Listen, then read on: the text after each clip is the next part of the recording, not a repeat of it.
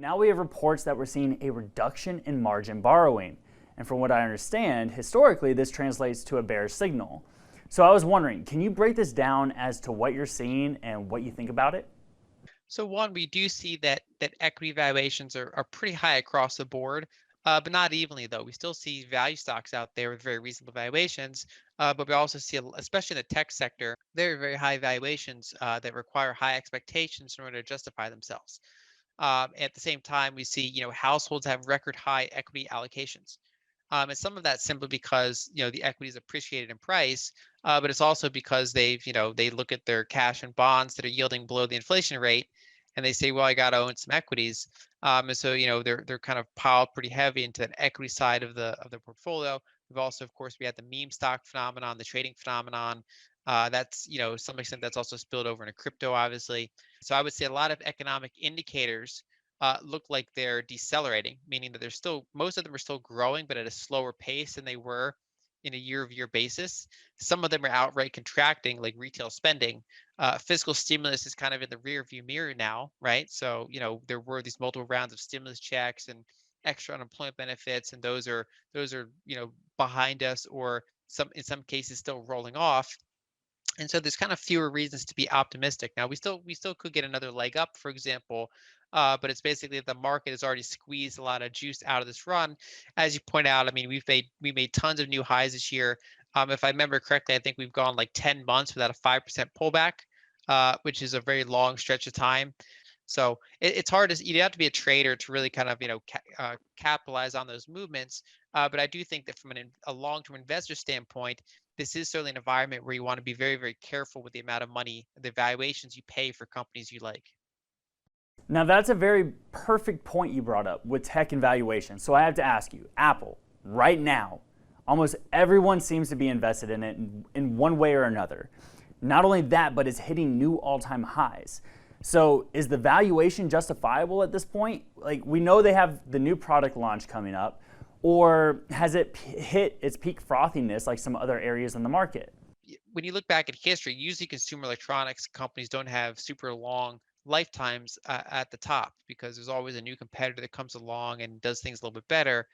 But what we've seen from these tech titans like Apple is they build a whole ecosystem, which gives them a wider economic moat in the Buffett sense, right? And so obviously Buffett also is a big bull on Apple historically, and so that's somewhat different than just how many phones they sell. It's how much they can get out of ongoing usage of that phone and that overall ecosystem. So I still think they'll be a successful company, but I think that there's certainly, I think, better areas out there to deploy capital than sticking it in Apple. They're also, of course, they're vulnerable to supply chain disruptions. Maybe more separation between China and the United States, and even some of the other FANGs, in my opinion, are potentially better risk reward opportunities than Apple itself. Let alone companies that are maybe mid caps and that have, say, either faster growing potential or deeper value potential. Another thing that's worth making note of is the leverage. And so when you look at the big fangs, I like to describe them as like a rocket ship going, into orbit, and they kind of like they release their big like boosters first, and then they continue on with another set of boosters. And so with some of the companies like Apple, they've already released the boosters, meaning that they grew a ton, they got a ton of money in the balance sheet, and then they started doing financial engineering, which is like the second stage, where they say, okay, we have so much cash now, let's start buying back our shares. Let's issue debt to buy back our shares. And so a company like Apple has a ton of cash and a ton of debt. So they don't have this, they're not like, heavily tilted towards cash anymore. They've already kind of deployed that extra round of kind of per share acceleration. If you look at a company like Facebook, they haven't even gotten to that point yet. They still have tons of cash, no debt, haven't turned into this like, dividend buyback machine that they could become. Same for Amazon, for example.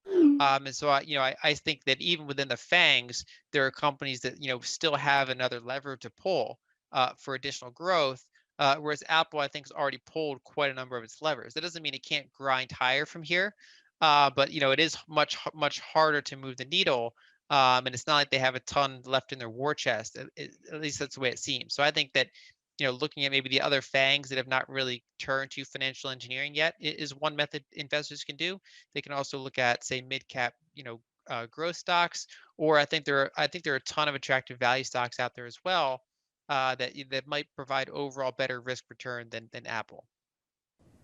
Now, I want to pivot real quick to squeeze in one more thing before we have to let you run. We've been talking a lot about inflation, froth in the market, markets at all-time highs, and cryptocurrencies, which you cover amongst many other things within the Stockwaves marketplace service here on Seek and Alpha. But gold was historically the flight to safety in a bear market. And who knows when we have the next bear market, right? It's the one thing everyone is trying to figure out. We're even looking for a 5% pullback at this point with how the market has been behaving. But when the eventual bear market does happen, is gold still the flight to safety, or perhaps is it now cryptocurrencies? Or is there somewhere else where people might fly for safety and stick their investments with interest rates being so low?